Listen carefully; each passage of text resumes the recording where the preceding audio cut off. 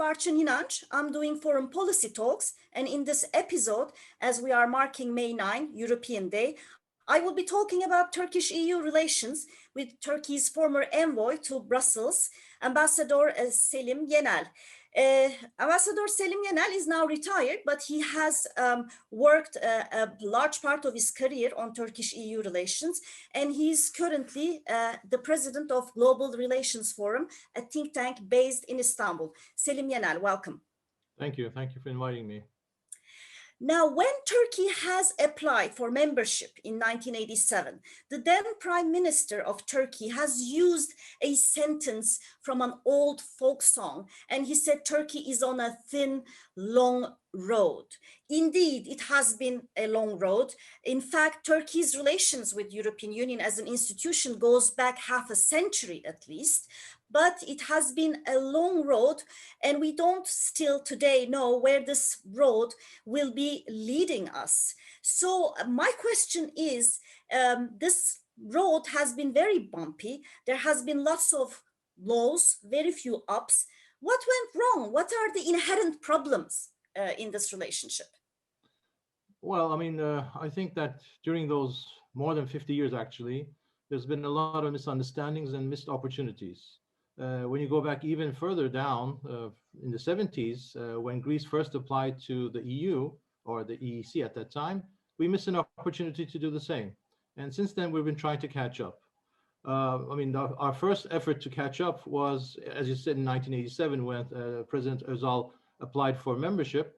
And then since that was not going to happen, we turned into, to have a customs union, which was already envisaged in the Ankara Agreement.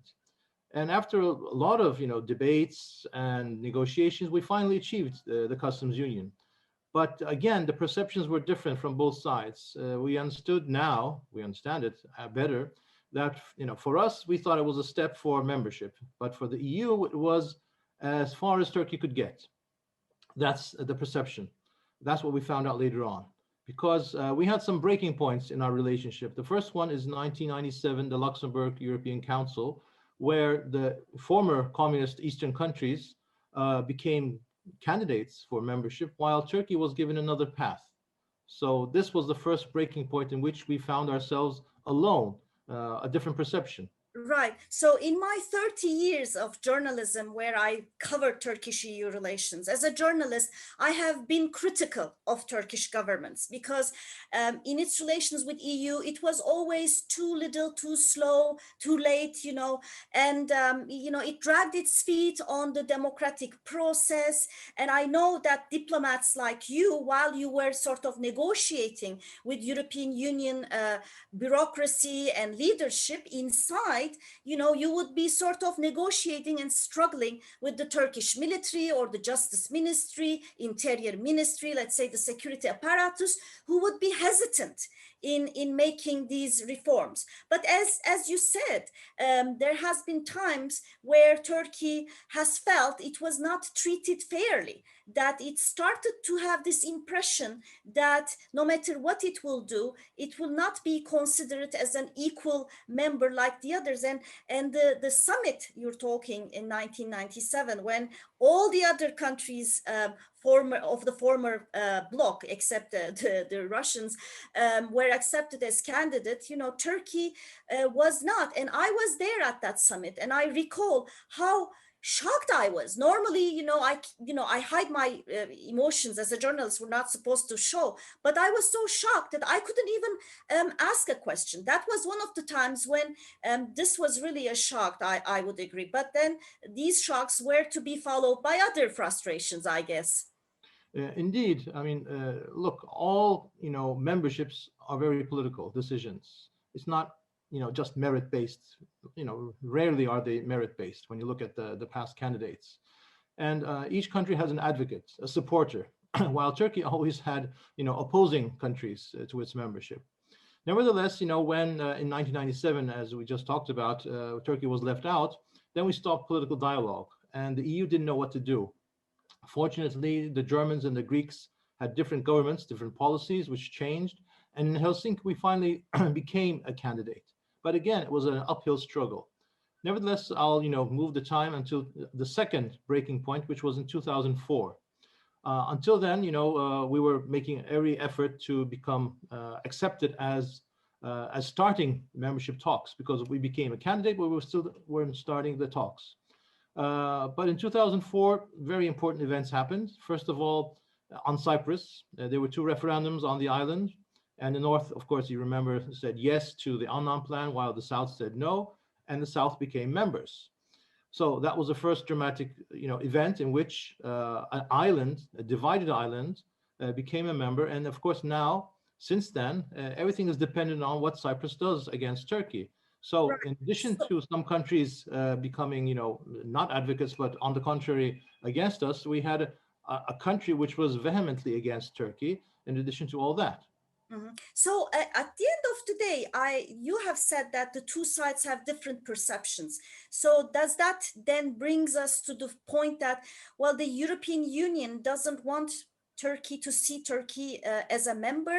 I mean, why is it unwilling?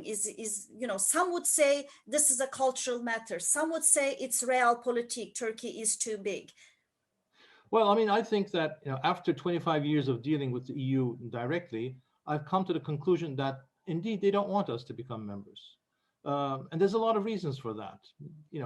You could say, I mean, for each country it's different. It's cultural.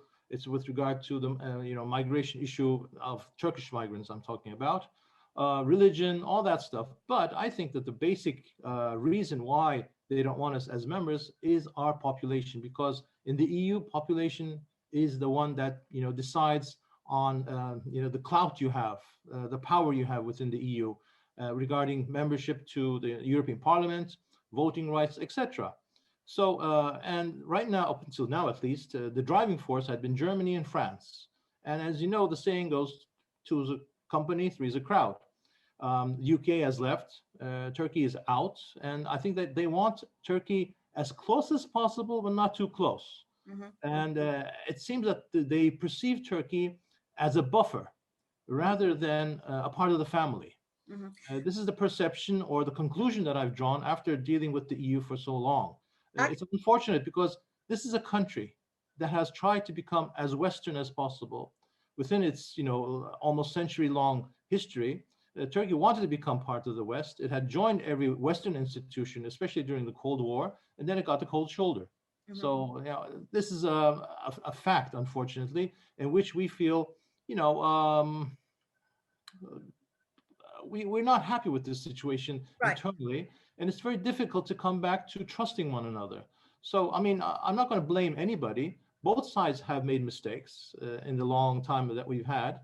As I said, during the Cold War, we could have joined the EU at that time. We didn't, and now we're trying to, make amends, trying to catch up, which is almost impossible. Mhm. Actually, I always thought that as far as the European Union is concerned, there is always this mental, cultural barrier, the thinking that, a majority Muslim country cannot become democratic, cannot totally fulfill Copenhagen criteria. So I was thinking that Turkey could sort of at one stage break this. Cultural barrier if it were to consolidate its democracy, if it were to take democratic reforms and to show that a Muslim majority country can indeed be a democratic country. But my personal frustration was consolidated when in 2003, 2007, when AK Party government started to take sweeping reforms. The democratic reform packages came one after the other, one after the other. And at that stage, Nicolas Sarkozy came to head France, and he just said, no, Turkey does not belong to Europe. And he really stopped. He didn't stop, but he really did put some obstacles in front of Turkey's membership. And that's the moment where I said, well, Turkey could fulfill all the criteria, but there's going to be a European leader coming out and say, I don't want it. And at that stage, I felt like Europe got panicked. Until then, they couldn't imagine that Turkey could take these reforms in such a short span of time. But Turkey has undertaken these reforms in such a short time that I had felt that Europeans realized, wow, I mean, if we let Turkey, it can really come to our doors and it can be a member. So that was one of the moments I really felt that, no matter what Turkey does, it will not be accepted as a member. I agree. I think that it all stems from history, unfortunately, because when you look back in time, it goes back all the way to the holy wars, um, the Ottoman Empire, all of that, and in which the Ottoman Empire was seen to be as an enemy, adversary, competitor, whatever. And then when the republic was established, Turkey was the one who changed to become a more Western-oriented country, while as the reflexes in the EU or in the West never changed. It was frozen in the Cold War because they needed Turkey. But as you said, once the Cold War ended and Turkey made the reforms that was required by the Copenhagen criteria and was moving forward quickly with regard to fulfilling all the conditions, you're right. They saw that what's going on. We're going to have Turkey amongst us. Come on, we can't accept that because in the end, we are not part of the family. Again, culture, religion does play a role. In addition to the population behind, the ideas, behind all of that, unfortunately, despite the fact that they claim to be so modern, so secular, and so far-sighted, they're actually very petty in certain things. Mhm. They look at Turkey from a different angle. Turkey should be close, as I said, a buffer, maybe not more than that, but not as a member. Mhm. I'm Uh, sorry, you're not qualified in many respects to become a member. That's the basic thing that we get. So what we're doing is trying to, convince the EU that, look, if you take in Turkey, you'll be benefiting from it. It's not going to be something that you should be concerned about, but it's a very tall order. So I think the best thing that we can do is have a sustainable relationship with the EU. We mhm. have to know that, Selim sorry, Yenel, yeah. I'm going to talk about what to be done next. However, I want to come back to Turkey's foreign policy a little bit. And my observation is that when there is this pull factor from the European Union, Turkey's foreign policy kind of overlaps with the European Union. And the moment European Union starts taking a more exclusive attitude, when there's this push factor, then you kind of see Turkey becoming more sort of intransigent, more sort of belligerent. Would you agree with that observation? Yes, I mean, we've had consultations with the EU on foreign policy for many years, and as you said, most of our policies used to overlap. And since we became a candidate, we had to follow the EU's policies basically, and there's a percentage every year that says how much that we apply to that, and it has gone down steadily. And this is because of the push factor that we were always pushed out, and so you go alone. In fact, we have tried to coordinate our policies in the Balkans or in the Middle East, especially when the Arab Spring came up. We said, let's act together. And if you remember, President Erdogan went to Egypt and mentioned secularism there. Look, this was an opportunity, a golden opportunity to work together. Again, in the Balkans, we're hearing a lot of noise saying that, oh, the EU is disturbed by Turkey, Russia, and China influencing the Balkans. Come on. Turkey is there and has been there to support these countries become members of both NATO and the EU. We've also asked them, let's work together. We've always been rebuffed. So, once you get all these messages, then you go it alone. Then the policies differ. There is no consultation. The meetings continued, but we were just informing each other what we were doing, but not, coordinating our policies. And therefore, of course, we, diverged. Mhm. Selim Yenal, when we come to the current situation, obviously this government, because of its ideology, has sort of consolidated, obviously, the the conviction in Europe that, you know, it will take, it will be very, very difficult for Turkey to be aligned with universal values. I don't want to call European Union values only, but universal values. And so it became very easy also to blame it, you know, the fact that the relationship is going down the hill on Turkey. So it's and I can understand. It's really Turkey's democratic backpedaling has been continuing for some time. And in the course of these 5 years, again, the relationship between Turkey and the European Union has started to take another form, I would say. How would you define this latest episode? Well, I mean, when you think about what this government has been doing for the last 20 years, they've done both. They've upheld the values that you just talked about. They've made all the reforms with regard to human rights, freedom of speech, rule of law, in all aspects. And then it just soured. It turned back. And especially after the Gezi Park movement, and more so after the coup attempt in 2016. Ever since then, there's been more and more, let's say, decisions to curtail freedom of speech, the rule of law. We've seen that everywhere, and therefore we're being, of course, criticized, rightly so, because we've, been, as the word goes in the EU, backsliding in all these things that we've already done ourselves. So the irony, or the strange thing, is that this government has done both. It has upheld these values and then gone back on them. So I think that this is something that can be turned around again, but there has to be the government has to be more, let's say, confident in itself. I think that they have lost this confidence, and that's why they are all making these unacceptable decisions with regard to the rule of law, etc., etc. Uh-huh. It's unfortunate. Yes, Selim Yenel, maybe sometimes I kind of feel that the European Union, some of the European Union members must be happy to see this backsliding in Turkey, because they might say, all right, we don't have to do anything. Turkey is, shooting itself on its foot. But the realities on the ground dictates as kind of a cooperation between Turkey and EU. And that's why, especially with the rising threat of more and more migrants coming to Europe, now we are talking about the transactional relations. But that also has been a frustrating process for both sides, probably. What would you say?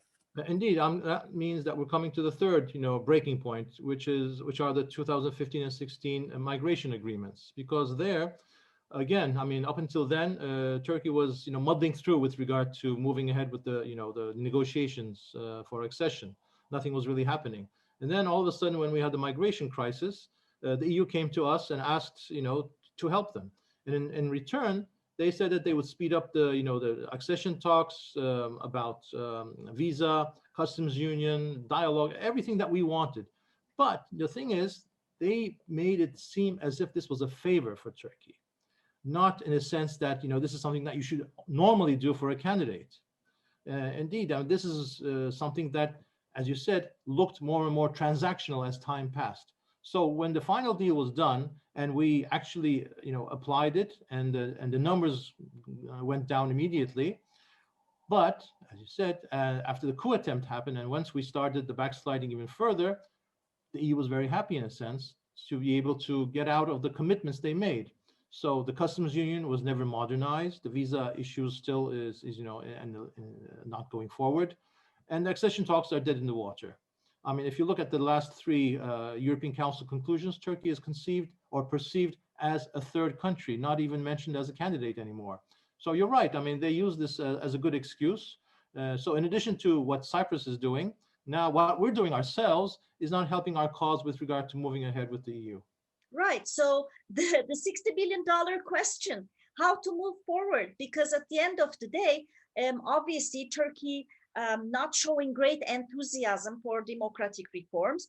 On the one side, it's a little bit difficult to blame the Europeans for not coming up with more warm initiatives. But then, but that there are realities on the ground, which forces the two sides to be in close cooperation in issues like Syria or Afghanistan. So how should this relationship go ahead? Well, first of all, I think that the EU has to take a longer perspective, what it wants. They're talking about the future of Europe, not the future of the EU. And the future of Europe comprises Turkey as well as some other countries. And we both need each other. Look, I mean, membership, who knows? In international affairs, things can change. Look what happened to the Soviet Union. But as far as it goes right now, membership is off the cards. So let's try to have a sustainable relationship, a relationship that can move ahead and build up the trust that we've been lacking. There are some areas in which we can move ahead. As I said, the customs union is one of them.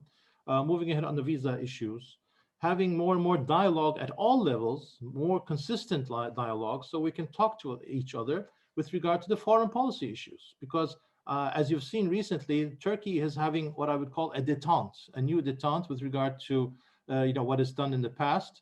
We believe that now we are adjusting to our old policies, which worked with Egypt, with Israel, with the EU as well, with the US. So Turkey is going back, I think, to its foreign policy that first happened in the century, which was actually, peace at home and peace abroad. Don't get involved in adventures. No, Turkey could be involved in Africa, Middle East, here and there, but not in an adventurous way. So the best thing right now for us is to talk to the EU at all levels and try to build up some trust. The EU also has to do something. For example, they promised to take in on a voluntary basis Syrian refugees from Turkey, which never happened. So Turkey, is right to expect the EU to move on its promises, while we also have to do our own homework as well. So both sides have to get together and in reality, build up the trust that has been lacking. First of all, you have to talk and then build up the trust and apply what you've already promised to do in the past and move forward from there. But don't have high expectations, not high expectations, expectations that you would have a relationship like you have with the US, besides membership. Before we close, I want to talk about a recent poll commissioned by German Marshall Fund. This poll was conducted in last March and April, so it's a very recent one. And when asked whether Turkey's EU membership is good or bad, the Turkish respondents 55.9 says it is good. And what is important and interesting is that ratio goes up to 66% for those aged 18 and 24 years old. Those who might be interested, take a look at this poll because it shows a striking difference between the older generation and the younger generations, because the younger generations seem to be more optimistic. And to the question asked whether if there is a referendum, would you say yes for EU membership, Turkey's membership, the ratio is like 50% divided between probably I will say yes and most certainly I will say yes. Again, this ratio is much higher with the younger groups. Having said that, however, 57% says EU does not want to see Turkey as an EU member. So there's a pinch of realism as well. But another finding is that despite all the EU bashing, all these frustrations and all these dominant anti-Europe rhetoric on the political level, the attitudes are positive towards Europeans and towards European Union. I found this quite interesting. So, but in two sentences, Selim Yenel, you said that Europe doesn't see us as part of the family. And I recall all these big discussions whether Turkey belongs to the family picture that used to be taken after each, EU summits. So can Turkey be a family member? Or should we accept that, maybe we are not a family member? Maybe if we just say, okay, we'll no longer seek for full membership, would that make life easier? Because, sometimes it's like in the marriages, once the couple gets a divorce, it appears that, afterwards they get along a little bit better. So if we sort of end this membership process, maybe the European Union would be relieved of this paranoia of Turkey becoming a member one day. So could that be a solution? I know that neither sides wants to be the one to get the ring off, but could that work? Well, I'm sure that the EU would be very relieved if we, stopped trying to become a member. But coming to the polls, I think that the older generation has become more realistic, while the younger generation is still idealistic. Maybe we're a distant cousin that tries to become part of the member, family, but they don't want to recognize us as this cousin that has been long lost. We have to prove ourselves that we are actually part of this family. Nevertheless, I mean, yes, Turkey wants to become an EU member because we think it's a good thing. The EU has, been making a lot of progress in all fields, despite the setbacks that they've had amongst themselves. Nevertheless, you've seen, families send their children to school in EU countries. They don't send them to the Middle East. They don't send them to China. They send them to Western institutions, whether it's the EU or the US. Nothing goes. Nobody goes to the Middle East. So, of course, when you ask them if there's a chance to become a member, they will say yes overwhelmingly. But when you ask the EU countries, the result is no. But the irony is that when you ask them, will Turkey become a member? They unfortunately say yes. They think that the governments will, in fact, accept Turkey one day as a member, while in Turkey nobody expects to be a member. So there's a lot of difference in attitudes about the wish and the desire and the probability. But I mean, I agree again with what you said. I think that if we stopped pursuing membership, the EU would be much relieved. So that's why we're not going to relieve them. Right. Okay. Well, I kind of think the same. I mean, if we ever stop this membership process, I know it's frozen, I know it's not moving. I have the feeling this would also give a very negative image, message as well to the whole Arab world and Islamic world. It would be sort of certified that European Union is a Christian club. But at any rate, it appears that Turkey's membership road journey will continue for a long time, and we will be continuing to discuss it. Ambassador Selim Yenel, you are retired, but I know that you continue to work and ponder on Turkish EU relations as the president of Global Relations Forum. Thank you very much for sharing your views with me. Thank you. I've got the EU virus. That's why I can't get out of it. Well, you're not alone.